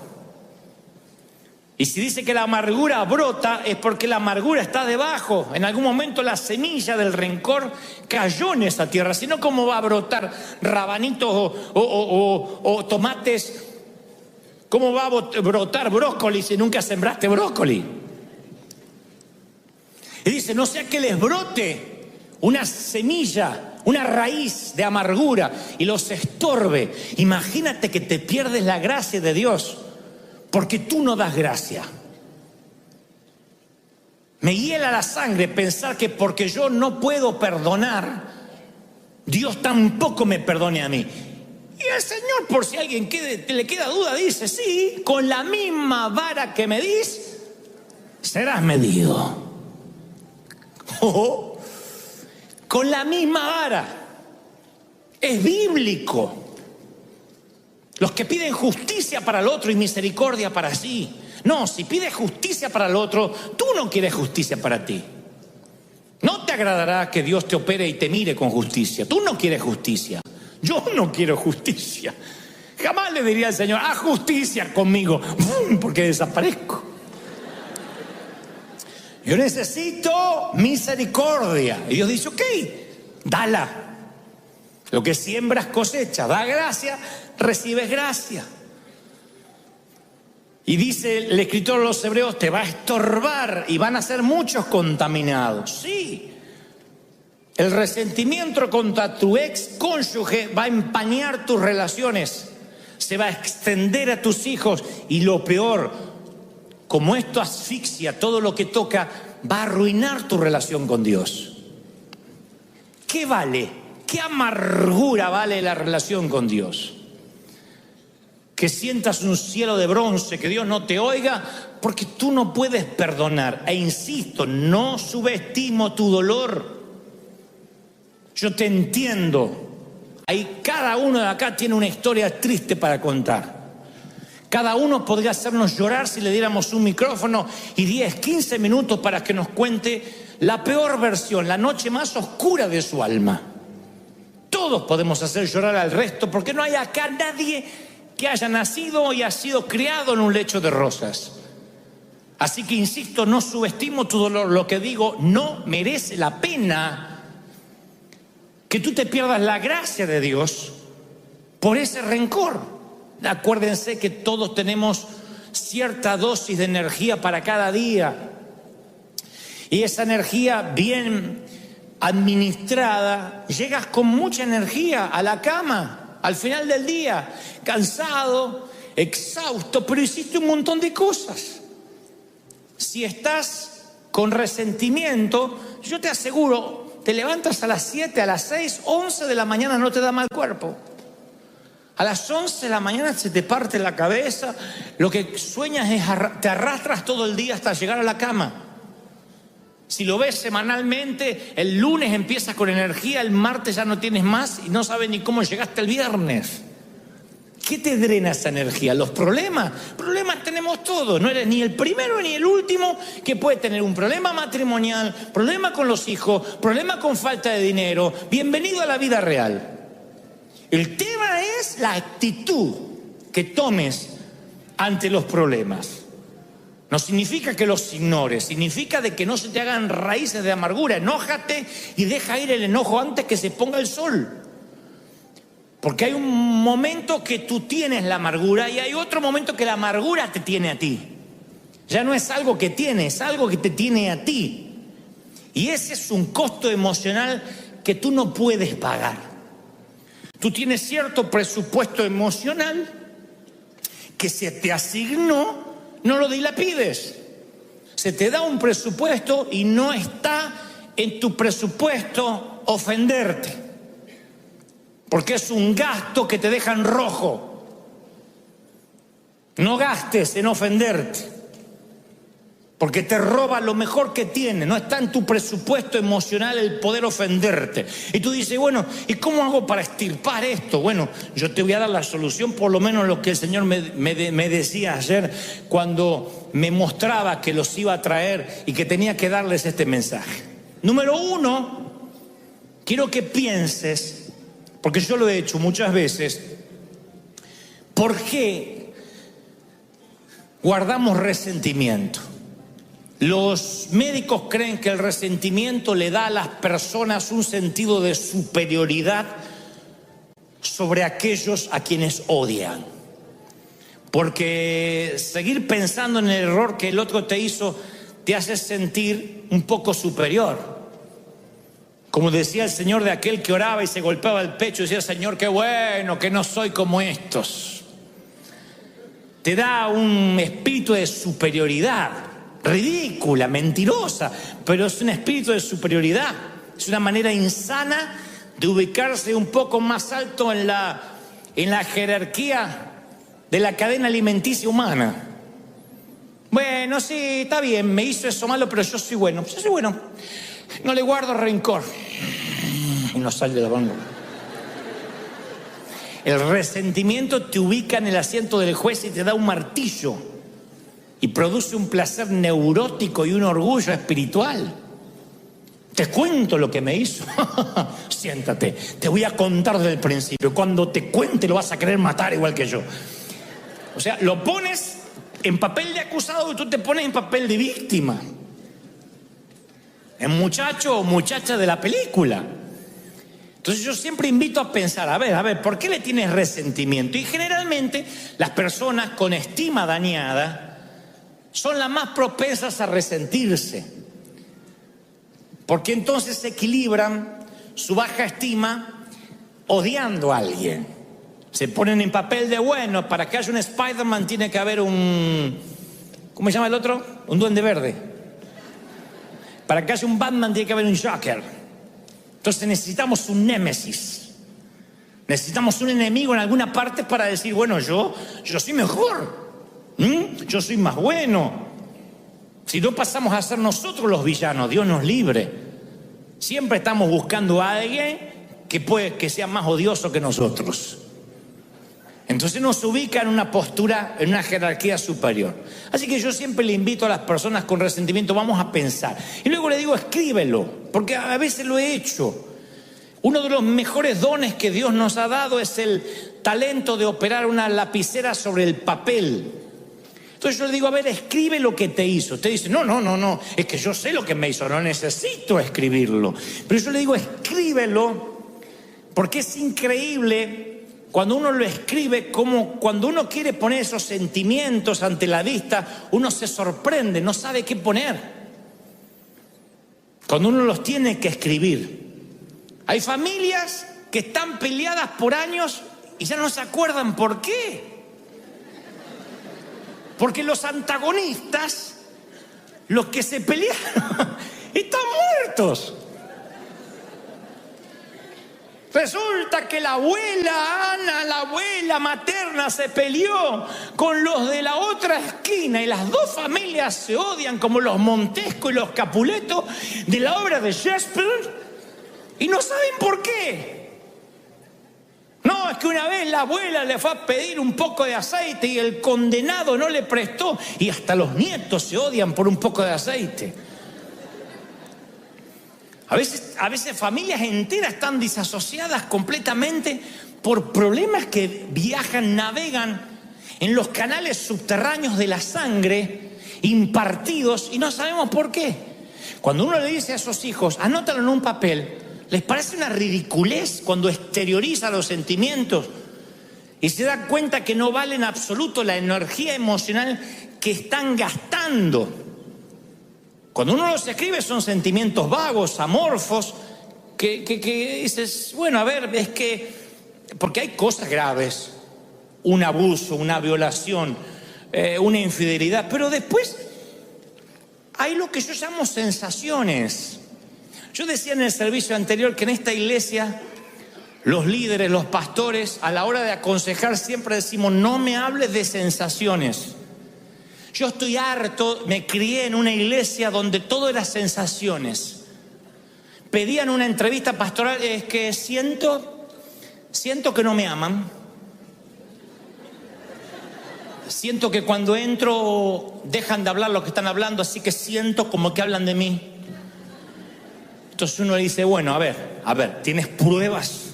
Bueno, no, pruebas como pruebas no, pero siento. A veces viene gente y dice, yo siento que tal matrimonio está mal. Lo siento cuando los veo, lo siento y lo siento. ¿Y qué estuviste en la habitación? ¿Te contaron? No, pero siento. El otro día vi detalles, cosas que siento y me preocupan. Imagínense si la iglesia multitudinaria se manejara por sensaciones. Entonces yo suelo decir, a ver, si tuvieras que llevar esto ante un juez que te dice, a ver, acá tenemos 15 minutos para tratar su caso. No me venga con sensaciones, véngame con pruebas, con testigos. ¿Qué pasó? Ah, bueno, no, pero yo vi que movía los labios y parecía que dijo mi nombre. Sensaciones. La mayoría de los resentimientos vienen por sensaciones. Por cosas que no tienen asidero. Entonces cuando uno las escribe se da cuenta, no tengo pruebas, me estoy preocupando sin asidero, sin tener de qué. Es como el niño que está asustado en la oscuridad en la película Monster Inc., la primera, donde el niño ve la manga de un saco, de una chaqueta y cree que es un monstruo. Cuando enciende la luz el padre se da cuenta que es una chaqueta. Y lo mismo pasa cuando traes tu amargura de la oscuridad hacia la luz. A ver, ¿por qué estoy amargado? Te das cuenta que son tonterías, son sensaciones. Hay remordimientos de años porque alguien te dijo no a una invitación a cenar. No le invito nunca más en la perra vida.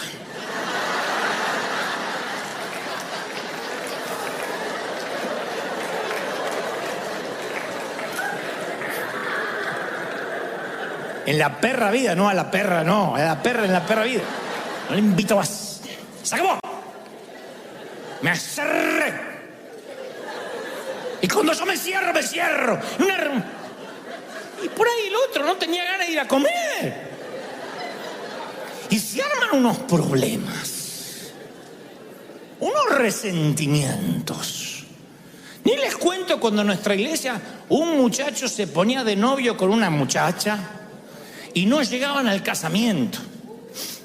No se casaban, estaban de novios, se dan cuenta que eran incompatibles, que no se llevaban, que les pareció que se gustaban, pero después que no. Gloria a Dios que antes de casarse se dieron cuenta. Pero ya eran dos familias enfrentadas. Con mi niña no van a jugar. Y ya se iba una familia dividida y la otra no. Si van ellos, yo no voy. Si el pastor no los echa, nosotros no nos congregamos más. Esas sensaciones, ridiculeces, que hoy uno en perspectiva dice, ¿de verdad? ¿De verdad? ¿De verdad alguien quiere que su hijo se case con quien no ama o su hija con quien no ama para que no haya problema, para que nos podamos sentar juntos en la misma iglesia? ¿De verdad? ¿Cómo uno entra en esos rieles de necedad por sensaciones? Por eso yo digo, escríbelo, a ver, escríbelo, tráelo a la luz.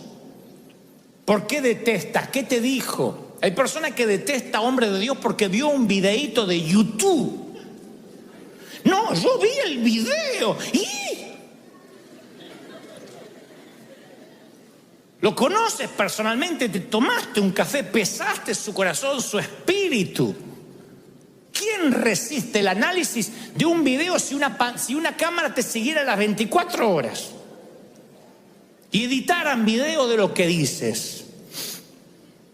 Y hay gente que odia con un odio visceral a personas porque vio un videíto y leí un estudio bíblico que hicieron en contra del fulano. Es increíble. Porque nada merece tu odio ni tu resentimiento si mínimamente no tuviste una confrontación seria, algo que está irremediablemente roto, que no se puede resolver, que no hay posibilidad de perdón. Por eso digo, piénsalo, luego escríbelo.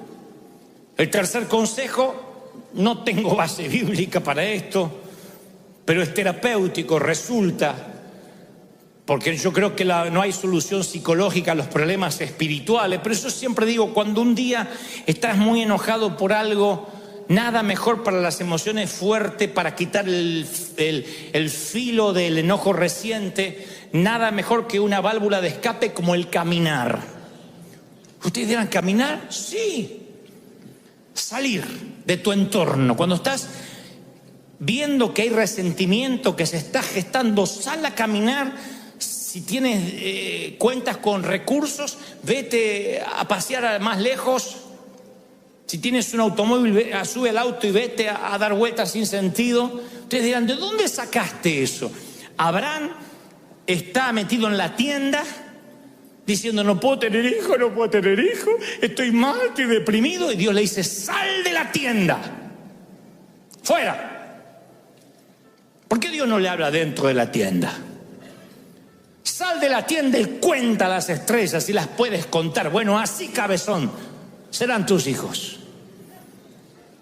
Pero Abraham está en la lona, ve lona arriba, ve lona acá, está en la lona, está knockout, no ve nada. Dios le dice a Elías, vamos, vístete, cíñete, sal de la cueva, que largo camino te resta. Mi consejo cuando hay resentimiento, no te quedes hecho un ovillito tirado en el sillón mirando la Casa de Papel, porque no te resuelve nada.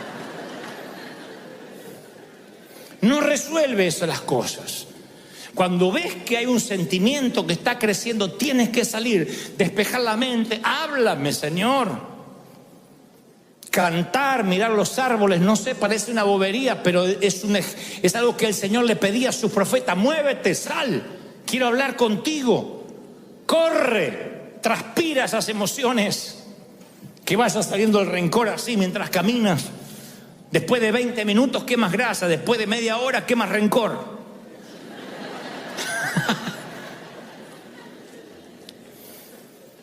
Y luego háblalo. No importa qué tesis hayas escrito, cuántas hojas te llevó a escribir el rencor, el Señor no se duerme, el Señor no se aburre.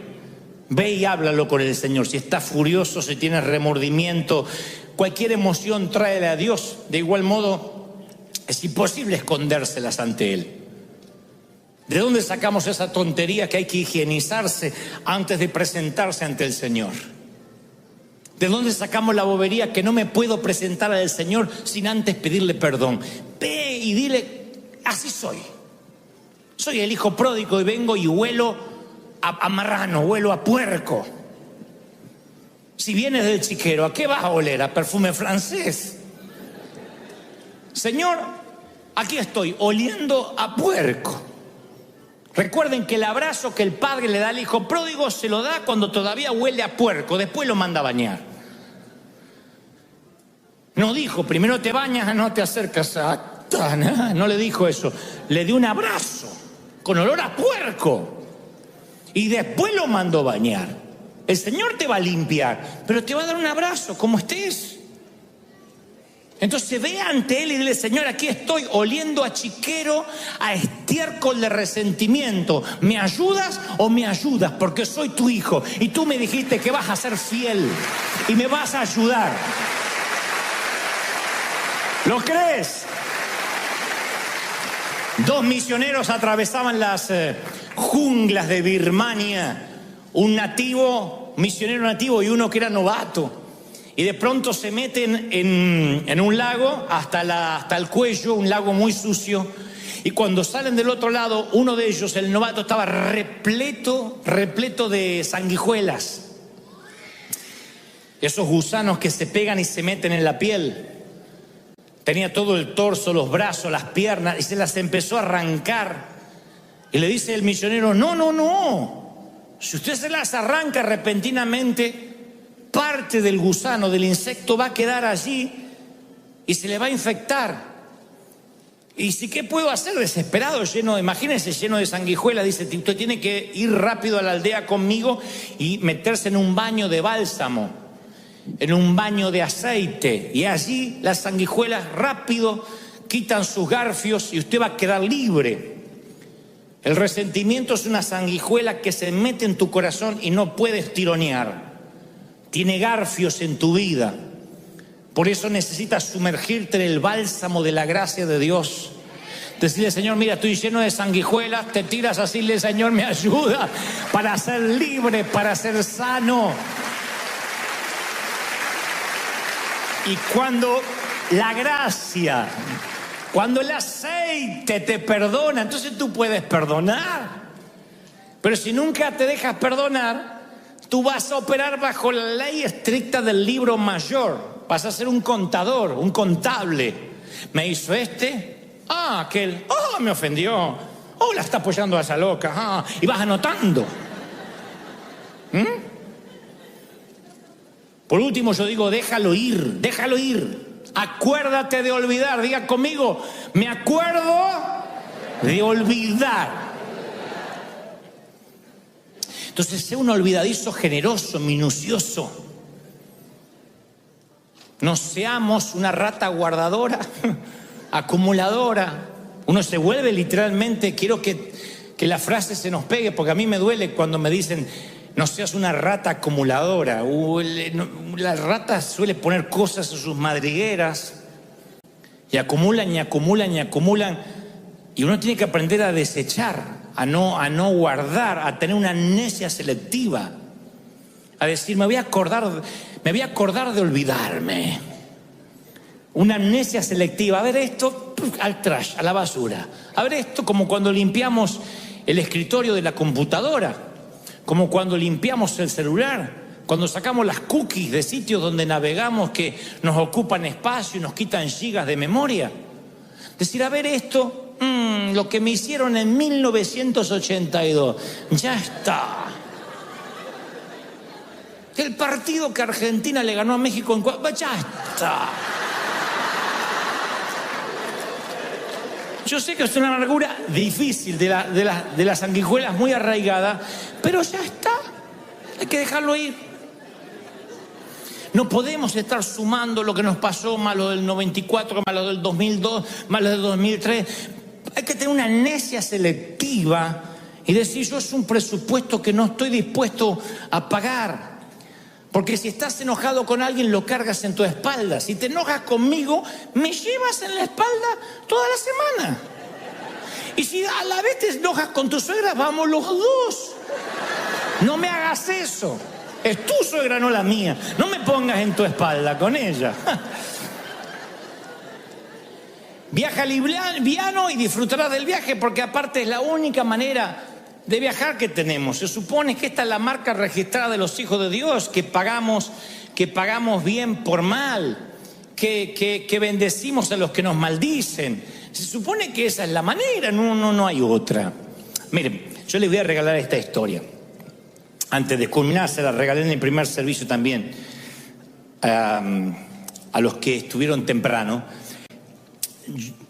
La palabra dice que el verdadero amor echa fuera el temor, pero también echa fuera muchas otras cosas. Entre las cosas que echa es el resentimiento, lo echa fuera. Pero yo alguna vez oí una historia en que el amor y el resentimiento compartieron un cuarto, en una sala de hospital. En la sala de hospital había dos caballeros enfermos, uno de los riñones y otro de los pulmones. Debido a la condición de ambos, no podían tener un televisor, puesto que habían prescripto paz absoluta para la pronta recuperación de los dos. Entonces, en la habitación había una cama de un caballero que daba a la puerta interna del hospital y otra cama que daba al ventanal, a una ventana. Ambos estaban postrados. Uno de ellos, quien sufría de los pulmones, se daba el lujo, promediando 1 o 2 de la tarde, de sentarse en la cama, erguirse un poco y mirar por el ventanal. ¿Qué ves?, le decía quien estaba al lado de la puerta. Y el que estaba al lado del ventanal le empezaba a contar cosas como: bueno, son las 2 de la tarde y veo a la pareja de siempre que llegan al banco de la plaza.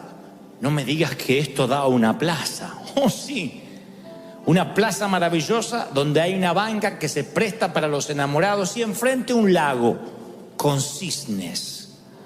No sabía que había cisnes por esta zona. No los hay. Pero cuando hay un lago tan acogedor, los cisnes hacen un sitio permanente para ellos. Y patos. ¿Qué más? Deberías ver los niños que llegan promediando las 3:15 de la tarde cuando salen de su colegio y empiezan a corretear. Y también las vecinas que cuentan los chismes del día. Algunas señoras son muy bonitas, por cierto. Y cuéntame más, si cada día quien miraba la ventana le contaba a quien estaba del lado de la puerta el mundo que se abría detrás de las cortinas. Pero una semillita de enojo entró en el que estaba del lado de la puerta, porque en cierto momento pensó, luego de varios días: ¿y por qué no me tocó a mí del lado de la ventana? ¿Y por qué tengo que imaginarme con ojos imaginarios, valga la redundancia, lo que él ve con ojos reales? Y anidó ese enojo mucho más allá de cuando se puso el sol, de manera que subterráneamente le quedó una semilla de amargura que, como todo cáncer, empezó a crecer. Con el pasar de las semanas ya ni quería escuchar al amigo que le relataba lo que había por las ventanas, porque maldecía que él no había gozado la suerte de estar él contemplando aquello que se veía detrás de las cortinas. Su enojo hizo que tuviera un bajón anímico y los médicos notan de que sorprendentemente empieza a empeorar, que sus niveles de toxinas crecen, su glucosa empieza a variar. No entienden tal desmejoría, pero está tan amargado porque no puede ver por la ventana que empieza a ponerse grave. Pero lo que sucede después es más sorprendente. Una de las noches, el compañero que suele estar del lado de la ventana tose sin parar, se ahoga, llegan los paramédicos, lo llevan a cuidados intensivos y nunca más vuelve. falleció. No resistió, seguramente, a un virus intrahospitalario. Y ahora el caballero que está al lado de la puerta pide si es posible que a él lo trasladen a donde estaba su amigo o su ocasional compañero de cuarto, ya que no va a volver. Los enfermeros consideran que es un pedido noble, así que le cambian la cama y lo ponen del lado de la ventana. Y él inmediatamente, apenas se van los médicos, se reincorpora para ver él lo que apenas podía soñar a través de los ojos del amigo. Y descubre que en la ventana hay un gran paredón. No hay plaza, ni mucho menos cisnes, ni arroyos, ni parejas dándose arrumacos, ni niños correteando.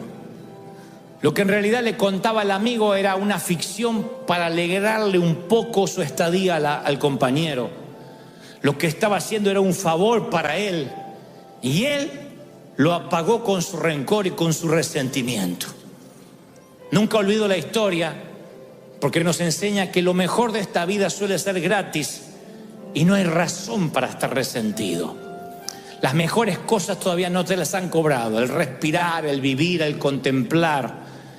Y a veces, por mirar la estatua de alguien más, en lugar de ser un campeón y volver a competir, nos volvemos en un cincelador barato. Nos transformamos en simplemente el que raspa la fortuna ajena. Y no vale la pena. La vida es demasiado hermosa, demasiado bonita, haya tocado lo que nos haya tocado, para que el rencor nos quite la felicidad. Vamos. El doctor Don Colbert, que es un médico cristiano, él describe un ejemplo específico de eso. Él suele escribir sobre estas cosas y cómo el cuerpo interpreta las emociones tóxicas como el resentimiento, la amargura y la falta de perdón. Él dice que cuando la falta de perdón es constante, el estrés del cuerpo aumenta y el sistema inmune del ser humano se pone en sobremarcha, o sea, se altera. ¿Qué es el sistema inmune? Lo que ataca las bacterias, lo que ataca los hongos, los virus del cuerpo. Pero cuando el sistema inmune está bajo mucho estrés, todo tu cuerpo está bajo mucho estrés, empieza a atacar las células sanas, lo cual produce enfermedades autoinmunes inflamatorias, artritis, lupus. Y entonces él cuenta una mujer de mediana edad que llega toda medio encorvada con la esperanza de encontrar alivio a un leve dolor que ella le asignaba a la artritis.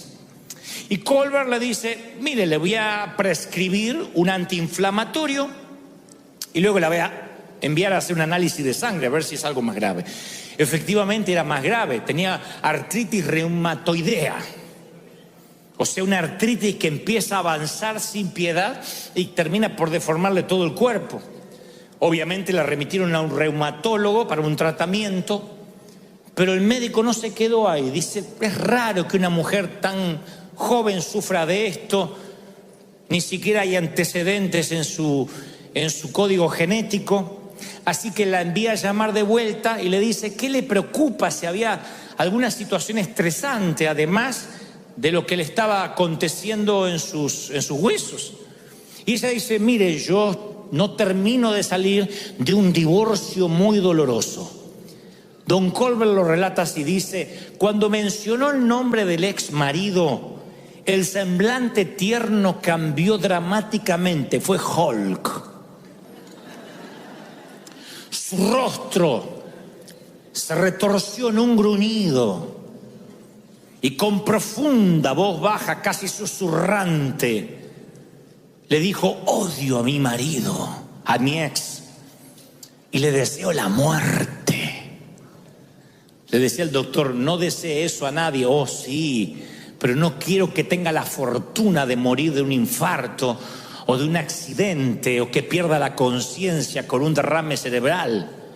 Yo quiero que quede cuadripléjico y que lo sienta. Quiero que sufra una muerte lenta y dolorosa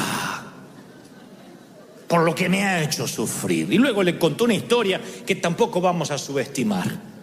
El hombre le hizo unas cuantas canalladas, pero Colbert diría, nunca había visto a una paciente joven con tanto resentimiento.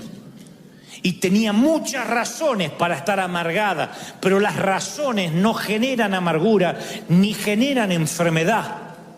Lo que generan la amargura y la enfermedad es la actitud con la que asignes esas razones, la actitud con la que reacciones a esas razones.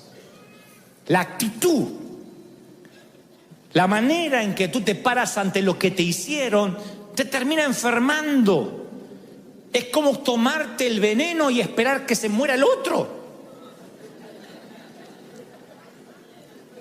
Te termina enfermando. Arriesgamos no solamente nuestra salud espiritual, sino también la física. Es peor que la metástasis, que el cáncer, que la leucemia, porque el cáncer prevenido a tiempo o diagnosticado a tiempo, hay muchas posibilidades de curarse. No así sucede con el resentimiento y la amargura que echa raíces profundas. La metástasis de la falta de perdón echa raíces tan a raudales, se extiende a raudales y echa raíces tan hondas que no nos damos cuenta hasta que brota la raíz de amargura, hasta que brota la semilla, y ahí te arruina la relación con Dios y con los que te rodean. Empieza a tener el resentimiento vida propia, empieza a nutrirse de tu energía, de tu unción. Dale un aplauso al Señor, al Rey de Reyes. ¿Lo crees? Ponte de pie, ponte de pie.